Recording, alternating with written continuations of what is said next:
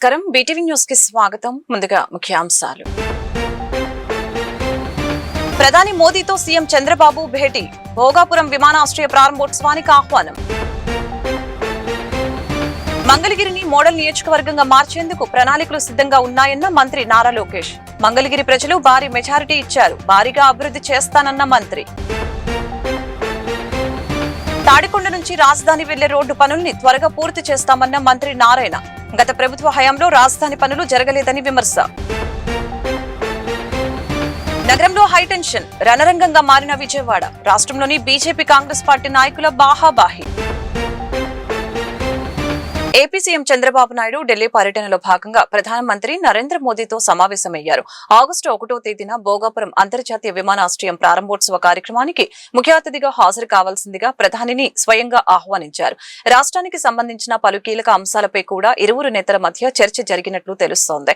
ఇవాళ మధ్యాహ్నం ఢిల్లీలోని పార్లమెంట్ హౌస్ లో ప్రధాని మోదీతో చంద్రబాబు భేటీ అయ్యారు. ముఖ్యమంత్రితో పాటు కేంద్ర మంత్రులు కింజారపు రామ్మోహన్ నాయుడు, భూపతిరాజు, శ్రీనివాస వర్మ, ఎంపీలు లావు శ్రీకృష్ణదేవరాయలు, కలిశెట్టి నాయుడు ఈ సమావేశంలో పాల్గొన్నారు. భోగాపురం విమానాశ్రయం ఉత్తరాంధ్ర అభివృద్ధికి అత్యంత కీలకమని, దీని ప్రారంభోత్సవానికి తప్పక రావాలని వారు ప్రధానిని కోరారు. మంగళగిరి నియోజకవర్గ ప్రజల దశాబ్దాల కలను కూటమి ప్రభుత్వం నెరవేరుస్తుందని, రాష్ట్రమంతా ఈ నియోజకవర్గం వైపు చూసేలా అభివృద్ధి చేసి చూపిస్తానని రాష్ట్ర ఐటీ విద్యాశాఖల మంత్రి నారా లోకేష్ భరోసా ఇచ్చారు. మన ఇల్లు మన లోకేష్ కార్యక్రమంలో భాగంగా రెండో రోజైన బుధవారం మంగళగిరి, తాడేపల్లి మండలాలకు చెందిన సుమారు 3,000 మంది లబ్ధిదారులకు శాశ్వత ఇంటి పట్టాలను పంపిణీ చేశారు. ఈ సందర్భంగా ఆయన మాట్లాడుతూ ప్రజలు తనపై ఉంచిన నమ్మకాన్ని నిలబెట్టుకుంటానని, ఇచ్చిన ప్రతి హామీని నెరవేర్చేందుకు శక్తివంచన లేకుండా కృషి చేస్తానని ఈ సందర్భంగా స్పష్టం చేశారు. 3,000 ఇళ్లు పట్టాలు ఇచ్చాం. ఈ రోజు రెండో విడత కింద ఇంకొక 3,000 ఇంటి పట్టాలు మేము అందజేస్తున్నాం. తల్లి పట్టాలు అందించే కార్యక్రమం చాలా కఠినమైన కార్యక్రమం. అధికారులు మన గడప దొక్కారు. అధికారులే కాదు, మా నాయకులందరూ కూడా వెళ్ళమని చెప్పారు. ఎందుకంటే మీకు కొన్ని అపోహాలు ఉంటాయి. కొలతలు ఎందుకు వేస్తున్నారు, దీనివల్ల ఏమవుతుందని ఒక భయం కూడా ఉండొచ్చు. ఆ భయం పోగొట్టాలని వేదికమైన ఉన్న నాయకులందరినీ అధికారులతో అనుసంధానమై మీ దగ్గరికి రమ్మన. ఒక్కసారి గుండె మీద చేసుకుని ఆలోచించమని కోరుతున్నామ్మా. మీ దగ్గర ఒక కాఫీ తాగలేదు, కనీసం ఒక గ్లాస్ నీళ్లు కూడా మా నాయకులు తీసుకోలేదు. అంటే పారదర్శకంగా ఎక్కడ ఆరోపణలు రాని విధంగా ఈ రోజు మేము మీకు ఇంటి పట్టాలు ఇస్తాం. ఆనాడు మీ దగ్గరికి వచ్చిన ఒకే ఒక మాట చెప్పా, తల్లి సమస్య అర్థం చేసుకున్నా బట్టలు పెట్టి మరి పట్టాలు అందించే బాధ్యత మీ లోకేష్ అని చెప్పాను. ఇచ్చిన హామీ మేరకు పట్టాలు పెట్టి గౌరవంగా మీకు ఇంటి పట్టాలు అందజేస్తున్నాం. ఇంటి పట్టాలే కాదు, 100 పడకల ఆసుపత్రులు కానివ్వండి, గ్రామాల్లో పార్కులు కానివ్వండి, కమ్యూనిటీ భవనాలు కానివ్వండి, శ్మశానాల అభివృద్ధి కానివ్వండి, ఇట్లా అనేక అభివృద్ధి కార్యక్రమాలు. అంటే రాష్ట్రానికి బడ్జెట్ కొరత ఉన్నా కూడా నాకున్న మిత్రులు, అనేక కంపెనీలు తెలిసిన వారు ఉంటే వాళ్ళకున్న సిఎస్ఆర్ నిధుల ద్వారా ఈ రోజు మంగళగిరి నియోజకవర్గాన్ని మేము అభివృద్ధి చేస్తున్నాం. మనందరం చూసాం. ఈరోజు కేవలం ఆంధ్ర రాష్ట్రమే కాదు, భారతదేశం మొత్తం ఒక నిడమర్ స్కూల్ గురించి మాట్లాడుతున్నారు. ఎవరు ఊహించలేదు ఒక ప్రభుత్వ పాఠశాల అంత అద్భుతంగా అభివృద్ధి చేయొచ్చని. మొన్న మంగళగిరిలో కార్యక్రమానికి వెళ్ళాం. మహాప్రస్థానం పేరుతో అక్కడున్న శ్మశానాన్ని అభివృద్ధి చేశాం. ఆ కార్యక్రమానికి వెళ్ళినప్పుడు తల్లి వచ్చింది. దాన్ని కలుస్తూ నాతో గొడవ పెట్టుకుంటుంది. ఆ తల్లి నాకు సీట్ కావాలనేది. నేను మనసులో ఏమనుకున్నానంటే ఓహో ప్రైవేట్ స్కూల్ ఏదో సీట్ కావాలేమో అనుకున్నాను. తర్వాత తెలుసుకున్నా నిడమరులో పాప వాళ్ళ పాపకి సీట్ రాలేదు, అక్కడ నుంచి నాకు సీట్ ఇస్తే గానీ నేను వెళ్ళనేది గొడవ పడింది. ఏనాడని ఊహించమ్మా, ప్రభుత్వ పాఠశాలలో సీటు కోసం ఒక శాసనసభ్యుడితో ప్రజలు దెబ్బలాడుతున్నారు. అందుకే విద్యా మంత్రిగా నేను ఉన్నా, ఆ వ్యవస్థని మెరుగుపరిచేదానికి ఉన్నా. మీ ఆశీస్సులుంటే నాకు కొండంత బలం. ఈరోజు నేను ఎన్ని పనులు చేయగలుగుతున్నా అంటే దాని వెనకాల మీరు ఇచ్చిన 91,000 మెజారిటీ. ఈరోజు నేను గౌరవ ముఖ్యమంత్రి గారితో దెబ్బలాడగలుగుతున్నా, గౌరవ ఉప ముఖ్యమంత్రి గారు పవన్ అంతా కూడా దెబ్బలాడగలుగుతున్నా. అన్న ఇది నా నియోజకవర్గం, నాకు ఇంత మెజారిటీ ఇచ్చారు, మీరు చేయాల్సిందే అని Amaravati railway line, inner ring road, రాజధాని రేడియల్ రోడ్లకు భూ సమీకరణకు సంబంధించి తాడికొండలో సిఆర్డీఏ ఆధ్వర్యంలో గ్రామ సభ నిర్వహించారు. ఈ సభలో మంత్రి నారాయణ పాల్గొన్నారు. ఈ సందర్భంగా మాట్లాడుతూ 2015లో భూ సమీకరణ మొదలైన పనులు మాత్రం 2018లో మొదలయ్యాయని తెలిపారు. జగన్ హయాంలో 5 ఏళ్లు పనులు జరగలేదని అన్నారు. మళ్లీ కూటమి ప్రభుత్వం వచ్చాక పనులు వేగంగా జరుగుతున్నాయని అన్నారు. నిర్మాణాలు పూర్తయిన భవనాలని అతి త్వరలోనే వినియోగంలోకి తెస్తున్నామని తెలిపారు. ఇప్పుడు రైల్వే లైన్ రింగ్ రోడ్డు కోసం భూములు అవసరమని, రైతులు త్వరగా భూ సమీకరణకు వస్తే పనులు చేపడతామని చెప్పారు. తాడికొండ నుంచి రాజధాని వెళ్లే రోడ్డు పనుల్ని త్వరగా పూర్తి చేస్తామని అన్నారు. Inner ring road, outer ring road ఏదైతే డిజైన్ చేశామో ఆ యొక్క ఇన్నర్ రింగ్ రోడ్డు కానీ inner ring road, railway track ఈ రెండు ఈరోజు తాడికొండ, కంతేరు, మోతడక, కొప్పురావూరు ఈ యొక్క గ్రామాలు గుండా పోతుంది. అయితే మొదట ల్యాండ్ అక్విజిషన్ ద్వారా తీసుకోవాలని యాక్చువల్గా నిర్ణయించాం.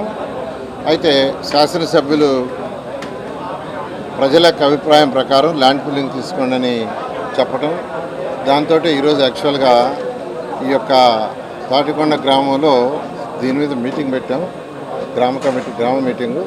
దాంట్లో మెజారిటీ సభ్యులు రైతు సోదరులు ల్యాండ్ పూలింగ్ ఇవ్వడానికి ఇష్టపడ్డారు. ఒక 50 ఎకరాలు అయితే కొంతమంది రైతులు ఇవాళ డాక్యుమెంట్స్ తెచ్చిచ్చారు. వారందరూ కూడా ప్రత్యేకంగా ధన్యవాదాలు తెలియజేస్తున్నాను. దాంతో వాళ్ళకున్న అనేక సందేహాలు అడగటం జరిగింది. ఆ సందేహాలన్నిటికీ సమాధానం చెప్తుంది. మెయిన్గా ఇప్పుడే శాసనసభ్యులు చెప్పినట్టు ప్లాట్లు ఎక్కడిస్తారు, మాకు ప్లాట్లు ఎక్కడిస్తారంటే దానికి 2-3 రకాల డిజైన్లు చేయిస్తాము, మీరు చూడండి, మీకు ఎక్కడ కన్వీనియంట్ ఉంటే అక్కడ ఇస్తామని చెప్పడం జరిగింది. ఈ విధంగా ఈరోజు ఈ గ్రామంలో ఈ మీటింగ్ జరిగింది. దీనికి సహకరించిన రైతు సోదరులందరికీ నేను ప్రత్యేకంగా ధన్యవాదాలు తెలియజేస్తున్నాను.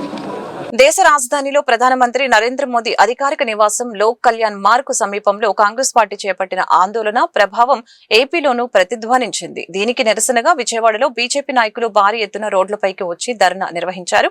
వారిని కాంగ్రెస్ కార్యకర్తలు అడ్డుకోవడంతో తీవ్రస్థాయిలో ఘర్షణ చెలరేగింది. నడి రోడ్డు మీద బాహాబాహికి దిగారు. కర్రలతో కొట్టుకునేంత వరకు వెళ్లింది. దీంతో నగరంలో ఒక్కసారిగా రాజకీయ సెగలు రేగాయి. కాంగ్రెస్ పార్టీ తీరును నిరసిస్తూ విజయవాడలో బీజేపీ నాయకులు కార్యకర్తలు ర్యాలీ తీశారు.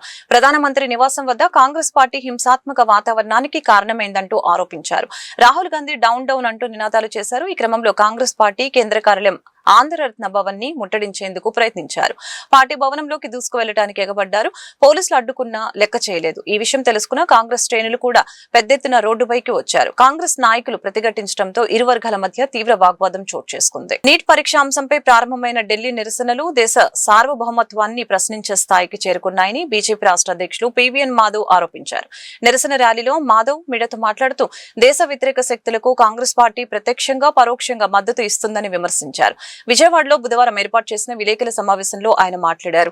ఢిల్లీలో సోనం వాంగ్చుక్ చేపట్టిన నిరసనల్లో అర్బన్ నక్సల్స్, దేశ విద్రోహ శక్తులు చొరబడ్డాయని మాధవ్ ఆరోపించారు. ఆర్టికల్ 370 రద్దును వ్యతిరేకించడం, పార్లమెంట్ దాడి కేసు నిందితుడు అఫ్జల్ గురు ఉరితీతను ప్రశ్నించడం, దేశాన్ని ముక్కలు చేస్తామంటూ నినాదాలు చేసే శక్తులకు కాంగ్రెస్, కమ్యూనిస్టు పార్టీలు అండగా నిలవటం అత్యంత ప్రమాదకరమని అన్నారు. ప్రధాని నరేంద్ర మోదీ నివాసంపై దాడి యత్నం దేశంపైన జరిగిన దాడిగా భావిస్తున్నామని మాధవ్ పేర్కొన్నారు. అలాగే చివరికి ఒమర్ అబ్దుల్లా కూడా ఆయన మొన్న వేసుకొని అక్కడికి వెళ్ళి ఎవరికి కనపడకుండా వెళ్ళి ఆ నిరసనలో పాల్గొనడం. వీళ్ళందరి యొక్క ఆలోచన ఏంటంటే ఏదైనా ఒక సాకు చూపించి దేశంపై దాడి చేయాలని. ఇవాళ సాకు నిట్ పేపర్ లీక్. నిజంగానే నిట్ పేపర్ లీక్ సంబంధించిన దోషులందరినీ పట్టుకోవడం జరిగింది. దాని వెనకాల ఉండే హస్తాన్ని ఎందుకు ఇది జరిగిందో పూర్తి స్థాయిలో ఇవాళ డిస్కషన్ చేయడం కోసమే ఇవాళ నిరసన జరుగుతున్న సమయంలో ఎవరైనా పార్లమెంట్ పెడతారా? ఇవాళ పార్లమెంట్ ధైర్యంగా నరేంద్ర మోడీ గారు పెట్టారు. ఈ యొక్క నిట్ పేపర్ లీక్తో పాటు దేశవ్యాప్తంగా 150 పేపర్ లీక్లు జరిగాయి. కాంగ్రెస్ పార్టీ హయాంలో జరిగిన పేపర్ లీక్స్, అలాగే కాంగ్రెస్ పరిపాలిస్తున్న రాష్ట్రాల్లో జరిగిన ఏవైతే అంశాలు ఉన్నాయో వాటిపైన మాట్లాడడానికి ఇవాళ పార్లమెంట్లో సిద్ధంగా ఉన్నా. వాళ్ళకి పార్లమెంట్లో మాట్లాడడానికి సిద్ధం లేరు. ఎందుకంటే అక్కడ మాట్లాడలేరు, వాళ్ళు నిజాలు చెప్పలేరు. గతంలో జరిగిన అరాచకాలన్నీ పక్కన పెడుతూ దేశవ్యాప్తంగా ఇవాళ ఆన్లైన్ సిస్టంలో ఎగ్జామ్ నిర్వహిస్తున్నారు. కానీ ఇవాళ ఏదైతే కార్పొరేట్ సంస్థలు ఉన్నాయో పెద్ద ఎత్తున ఈ యొక్క ర్యాంకుల యొక్క గొడవల్లో చేస్తున్న అనేక రకాల ఉద్దాంతాలతో ఇటువంటి యొక్క ఉద్దాంతం జరిగింది. తప్పనిసరిగా ఇటువంటి రకంగా దీన్ని ఉపేక్షించడం లేదు. గతంలో కాంగ్రెస్ పార్టీ పేపర్ లీక్ జరిగితే ఏం చేసేది? దాన్ని దాచే ప్రయత్నం చేసేది, అక్రమార్కుల్ని వెంటాడే పరిస్థితి ఉండేది. కానీ ఈరోజు పేపర్ లీక్ జరిగిందని ఒక్క నిమిషంలో తెలిసిన వెంటనే మరో నిమిషంలోనే మొత్తం ఎగ్జామినేషన్ క్యాన్సిల్ చేసి మళ్ళీ ఎగ్జామినేషన్ ఎప్పుడు నిర్వహించుకోవాలో డేట్ డిక్లేర్ చేసి దాంట్లో ఎవరెవరైతే అక్రమార్కులను వాళ్ళందరినీ అరెస్ట్ చేశారు. పేరెంట్స్ కూడా అరెస్ట్ చేశారు ఎవరైతే దీంట్లో భాగస్వాములు లేరు. దేశవ్యాప్తంగా అనేక లక్షలాది మంది విద్యార్థులకి గొండి కోతగా ఉన్న ఈ యొక్క పేపర్ లీక్ అంశం పైన ఎప్పుడు కూడా మేము నిష్పాక్షికంగా దానిపైన దర్యాప్తు చేస్తాం, దానిపైన ఎటువంటి విచారణకైనా సిద్ధం. ఆ విధంగా విచారణ చేస్తుండే అత్యంత ఉన్నత జీవో నెంబర్ 3 పునరుద్ధరణతో పాటు గిరిజనుల రాజ్యాంగబద్ధ హక్కుల పరిరక్షణకి కూటమి ప్రభుత్వం పూర్తిగా కట్టుబడి ఉందని గిరిజన సంక్షేమ శాఖ మంత్రి గుమ్మిడి సంధ్యారాణి అన్నారు. జీవో నెంబర్ 3కు కూటమి ప్రభుత్వం గాని ముఖ్యమంత్రి నారా చంద్రబాబు నాయుడు గాని ఏనాడు వ్యతిరేకం కాదని, ఆదివాసీలకు శాశ్వత న్యాయం జరిగేలా చట్టపరంగా బలమైన పరిష్కారం తీసుకురావటమే కూటమి ప్రభుత్వ లక్ష్యమని తెలిపారు. ముఖ్యమంత్రి నారా చంద్రబాబు నాయుడు ఆదేశాల మేరకు గిరిజనుల సమస్యలపై సమగ్ర చర్చలు నిర్వహించేందుకు గిరిజన సంక్షేమ శాఖ మంత్రి గుమ్మిడి సంధ్యారాణి విజయవాడ మొగల్రాజపురంలోని గిరిజన సంక్షేమ శాఖ కమిషనర్ కార్యాలయంలో బుధవారం గిరిజన సంఘాల ప్రతినిధులతో సమావేశమయ్యారు. ఈ సమావేశంలో గిరిజనుల సంక్షేమానికి సంబంధించిన పలు కీలక అంశాలపై విస్తృతంగా చర్చించారు. ముఖ్యంగా జీవో నెంబర్ 3 అమలు, 1/70 చట్టం అమలు, భూ హక్కుల పరిరక్షణ, విద్యా ఉపాధి సంక్షేమ పథకాల అమలు తదితర అంశాలపై గిరిజన సంఘాల ప్రతినిధుల అభిప్రాయాలని మంత్రి అధికారులు అడిగి తెలుసుకున్నారు. గిరిజనుల హక్కుల పరిరక్షణ, అభివృద్ధి, సంక్షేమానికి ప్రభుత్వం అత్యంత ప్రాధాన్యత ఇస్తుందని మంత్రి గుమ్మిడి సంధ్యారాణి పేర్కొన్నారు. గిరిజన సంఘాల నుంచి వచ్చిన సూచనలు, వినతుల్ని ప్రభుత్వం సానుకూలంగా పరిశీలించి తగిన చర్యలు తీసుకుంటుందని తెలిపారు. ఏదైతే జీవో నెంబర్ 3 గురించి మా గిరిజన సోదర సోదరీమణులందరూ కూడా కలలుకంటున్నారో, అందుకోవాలి అనుకుంటున్నారో, దానికి మా గౌరవ ముఖ్యమంత్రి నారా చంద్రబాబు నాయుడు గారు ఎప్పుడూ వ్యతిరేకం కాదు. అసలు 1986లో అప్పటి ముఖ్యమంత్రి నందమూరి తారక రామారావు గారు జీవో నెంబరు 275 తీసుకొచ్చి ఆ రోజు లోకల్గా ఉన్నటువంటి ఎస్టీలు ఎవరైతే ఉన్నారో, చదువుకున్నా చదువు లేకపోయినా, అంటే 8th, 9th, 10th చదివినా కానీ ఆ రోజు ఉద్యోగాలు ఇచ్చి, తర్వాత వాళ్ళ 10th క్లాస్ ప్రైవేట్గా కట్టించి, ఆ తర్వాత వాళ్ళకి టీటీసీ టీచర్ ట్రైనింగ్ ఇప్పించి, ఆ తర్వాత ఉద్యోగాల్లో స్థిరపరిచారు. అంటే ఆ రోజు మాకు బ్రతుకు, జీవితం ఇచ్చింది నందమూరి తారక రామారావు గారు. ఆ జీవో అలా కంటిన్యూ అవుతుంటే 2000 సంవత్సరంలో ఆ జీవోనే మళ్ళీ జీవో నెంబర్ 3గా ఇప్పటి ముఖ్యమంత్రి మన చంద్రబాబు నాయుడు గారు ఆ రోజు 2000లో ఈ జీవో నెంబర్ 3ని తీసుకురావటం జరిగింది. మీ అందరికి కూడా తెలుసు, జీవో నెంబర్ 3లో 100% లోకల్గా ఉన్న ఆదివాసీలకే ఆ టీచర్ ఉద్యోగాలు ఇవ్వాలి అనే ఉద్దేశంతో తీసుకొస్తే ఆ జీవో చక్కగా అది అమలవుతూ ఆ 2000 సంవత్సరం నుంచి దాదాపుగా మా ఆదివాసీ సోదరులు 5000 మంది ఉద్యోగాలకు వచ్చి ప్రశాంతంగా కొనసాగింది. గత ప్రభుత్వంలో జీవో నెంబర్ 3 సుప్రీంకోర్టులో కొట్టివేయడం జరిగింది. సుప్రీంకోర్టు కొంతమంది వెళ్ళటం, ఆ జీవో నెంబర్ 3 గురించి కోర్టులో దాఖలు చేయటం, సుప్రీంకోర్టు వెంటనే అది కొట్టివేయటం కూడా జరిగింది. కొట్టివేసిన తర్వాత గత ప్రభుత్వం జీవో నెంబర్ 3ని కొట్టేస్తే కనీసం దాని మీద రియాక్షన్ కూడా లేకుండా ఉండడం మీ అందరికి కూడా తెలుసు. గత ప్రభుత్వంలో 7కి 7 అసెంబ్లీ స్థానాలు కూడా వైసీపీ కైవసం చేసుకుంది. ఒక ఎంపీ స్థానం కూడా వైసీపీ కైవసం చేసుకుంది, మీ అందరికి కూడా తెలుసు. అలా ఆదివాసీలందరూ కూడా వాళ్ళకు పట్టం కడితే ఆదివాసీల నెత్తి మీద భస్మాసుర హస్తంలా పెట్టి ఏదైతే మాకు జీవనాధారం ఉన్నటువంటి ఈ జీవో నెంబర్ 3ని ఆ రోజు కొట్టేస్తే కనీసం దాని మీద రివ్యూ పిటిషన్ కూడా వేయకుండా ప్రజాహితమే ప్రభుత్వ అభిమతమని మైలవరం ఎమ్మెల్యే వసంత వెంకట కృష్ణ ప్రసాద్ అన్నారు. మైలవరంలో ఘనంగా ప్రజా దర్బార్ కార్యక్రమం జరిగింది. ప్రజల నుంచి వినతి పత్రాలను ఎమ్మెల్యే వసంత స్వీకరించారు. ప్రజా సమస్యలపై తక్షణ చర్యలు తీసుకోవాలని సంబంధిత అధికారులకు ఎమ్మెల్యే ఆదేశాలు జారీ చేశారు. ఈ సందర్భంగా ఆయన మాట్లాడుతూ జనహితమే మనహితం నినాదంతో కూటమి ప్రభుత్వం పనిచేస్తుందని తెలియజేశారు. ప్రజలకు అందుబాటులో ఉండి సేవలు అందించాలని అధికారులకు సూచించారు. నిర్ణీత గడువులోగా సమస్యల పరిష్కారానికి అన్ని శాఖలు సమన్వయంతో పనిచేయాలని ఆదేశించారు.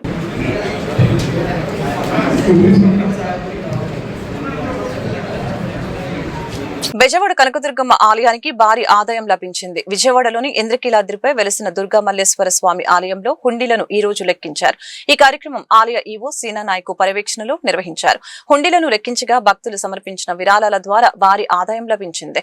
అలాగనే 280 గ్రాముల బంగారం, 4 కిలోల 300 గ్రాముల వెండితో పాటు వివిధ దేశాలకు చెందిన విదేశీ కరెన్సీ కూడా భక్తులు సమర్పించారు. హుండీ లెక్కింపు కార్యక్రమాన్ని పారదర్శకంగా పూర్తి చేసినట్లు అధికారులు వెల్లడించారు. కనకదుర్గమ్మ దర్శనానికి రాష్ట్రంతో పాటు దేశంలోని వివిధ ప్రాంతాల నుంచి పెద్ద సంఖ్యలో భక్తులు తరలి వస్తూ ఉండటంతో ఆలయ ఆదాయం కూడా గణనీయంగా పెరుగుతోంది. అధికారులు ప్రజల సహకారంతో గుడివాడ అభివృద్ధికి నిరంతరం కృషి చేస్తానని ఎమ్మెల్యే వెనికండ్ల రాము ఉద్ఘాటించారు. గుడివాడ అభివృద్ధిలో భాగంగా ప్రతి శనివారం స్వచ్ఛ గుడివాడ కార్యక్రమం చేపడుతున్నట్లు ఎమ్మెల్యే రాము ప్రకటించారు. గుడివాడ పట్టణంలోని 5, 6, 7 వార్డుల పరిధిలో బుధవారం ఉదయం ఎమ్మెల్యే వెనికండ్ల రాము ప్రజా దర్బార్ కార్యక్రమాన్ని నిర్వహించారు. 3 సచివాలయాల సముదాయం ప్రాంగణంలో ఏర్పాటు చేసిన పీజీఆర్ఎస్ సమస్యల ఫిర్యాదు కార్యక్రమంలో మున్సిపల్ పాటు వివిధ ప్రభుత్వ శాఖల అధికారులు పాల్గొన్నారు. ఈ సందర్భంగా ప్రజల నుండి వచ్చిన అర్జీలను సావధానంగా విన్న ఎమ్మెల్యే రాము ప్రతి సమస్యను నమోదు చేసి పరిష్కార దిశగా చర్యలు తీసుకోవాలని అధికారులకు సూచించారు.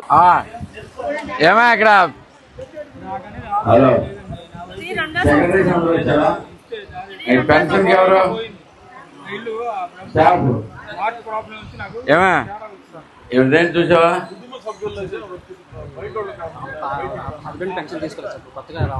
ఓకే, కొత్తగా వస్తున్నాయి కదా, పెట్టించది పెడతారు ఇప్పుడు అవగానే చెప్పి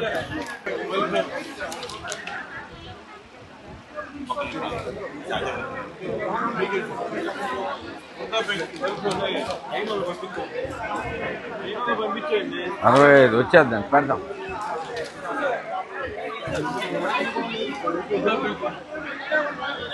వస్తున్నాయండి ఇప్పుడు పెట్టి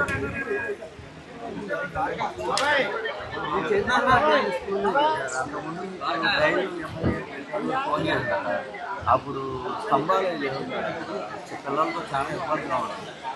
నైట్ టైం కూడా ఏమీ అప్పుడు ఏంటండి ఇలా అడాడుకొస్తా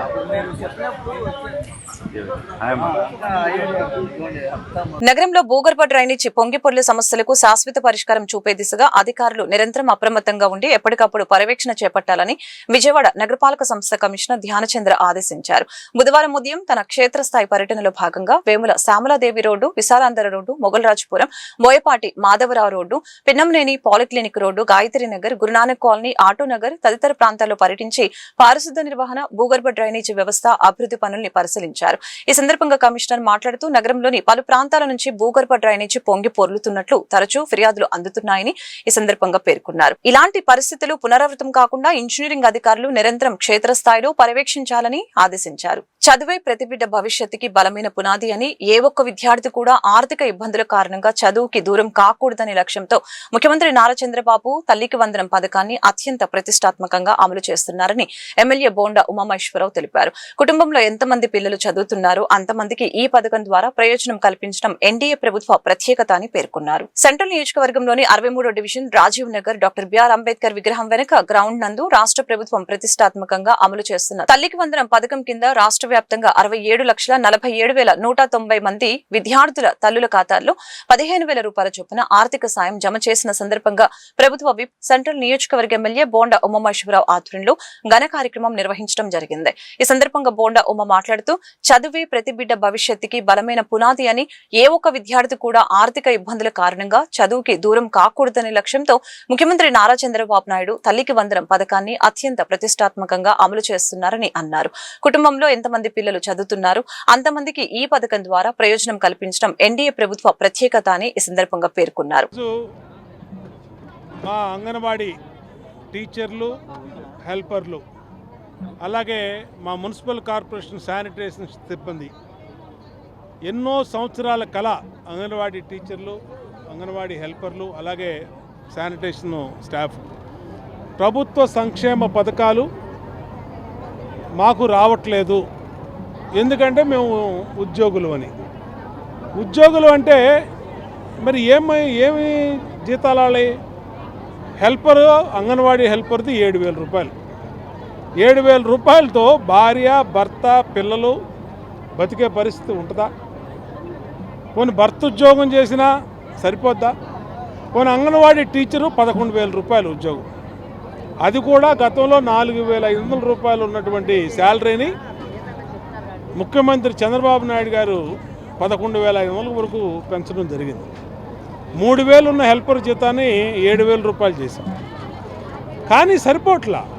ఇవాళ ఉన్న పెరిగిన ధరల్లో ఇది సరిపోయే పరిస్థితి లేదు. దీనికోసమే నేను గత అసెంబ్లీ సమావేశాల్లో స్పష్టంగా ముఖ్యమంత్రి గారి దృష్టికి సంక్షేమ పథకాలు అంగన్వాడీ టీచర్లకి, అంగన్వాడీ హెల్పర్లకి, శానిటేషన్ సిబ్బందికి, ఆశా వర్కర్లకి వీళ్ళకి రావాలని చెప్పి చెప్పడం జరిగింది. దాని మీద ముఖ్యమంత్రి గారు ఆలోచన చేసి మొన్నే జీవో రిలీజ్ చేశారు.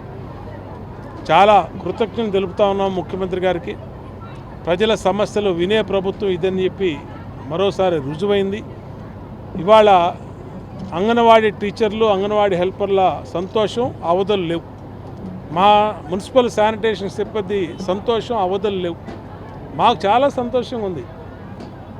మా చెల్లెళ్ళందరికీ కూడా ఇలాగ డబ్బులు ఈరోజు మేము ఇక్కడ మీటింగ్ పెట్టి మా నియోజకవర్గంలో అందరినీ కూడా పిలిచి ఎవరికైతే తల్లికి వందనం ఇవాళ పడుతున్నాయో అంగన్వాడీ టీచర్లు, హెల్పర్లు, శానిటేషన్ సిబ్బంది అందరినీ కూడా పిలిచి వాళ్ళకి ఒక స్వీట్ ఇచ్చి నోరు తీపి చేసి మా చెల్లెళ్ళకి, అలాగే కొత్తగా వాళ్ళకి ఇచ్చినటువంటి అంగన్వాడీ టీచర్లు, హెల్పర్లకు ఇచ్చినటువంటి చీరలు కూడా వాళ్ళకి ఇదే సభలో ఇచ్చాం. చాలా సంతోషపడ్డారు.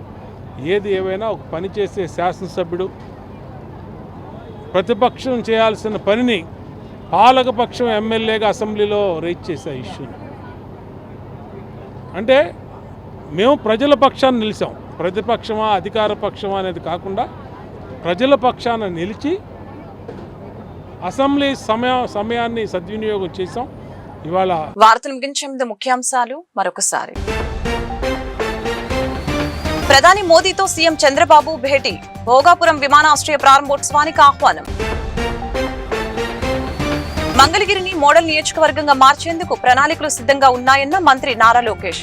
మంగళగిరి ప్రజలు భారీ మెజారిటీ ఇచ్చారు, భారీగా అభివృద్ధి చేస్తానన్న మంత్రి. తాడికొండ నుంచి రాజధాని వెళ్లే రోడ్డు పనుల్ని త్వరగా పూర్తి చేస్తామన్న మంత్రి నారాయణ. గత ప్రభుత్వ హయాంలో రాజధాని పనులు జరగలేదని విమర్శ.